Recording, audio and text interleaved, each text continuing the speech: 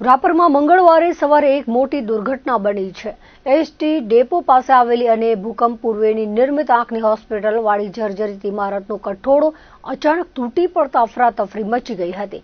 ઘટનામાં નીચે પાર્ક કરેલા અંદાજે 10 જેટલા વાહનો કાટમાળ નીચે દબાઈ જવાથી ભારે નુકસાન થયું છે। 11 વાગ્યાની આસપાસ એસટી ડેપોથી સલારી નાકા તરફનો માર્ગ લોકોની અવરજવરથી ધમધમતો હતો। ત્યારે અચાનક જ હોસ્પિટલના બિલ્ડિંગનો જર્જરિત ભાગ ધરાશાયી થયો હતો। જે સમયે કાટમાળ પડ્યો હતો તે ક્ષણે ત્યાંથી કોઈ વ્યક્તિ પસાર થઈ રહ્યું ન હોવાથી મોટી જાનહાનિ ટળી હતી। બિલ્ડિંગની નીચે આવેલી 8 થી 10 દુકાનોની બહાર પાર્ક કરેલા બાઇક અને અન્ય વાહનો કાટમાળ નીચે કચડાઈ ગયા હતા।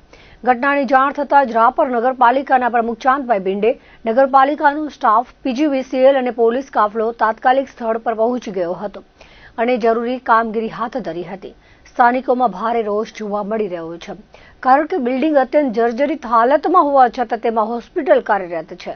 ભૂકંપ પહેલાનું આ બાંધકામ ગમે ત્યારે પડી શકે તેવી હાલતમાં હોવા છતાં તંત્ર દ્વારા કેમ કોઈ પગલાં લેવાયા ન હતા તે પ્રશ્ન ઊભો થયો છે।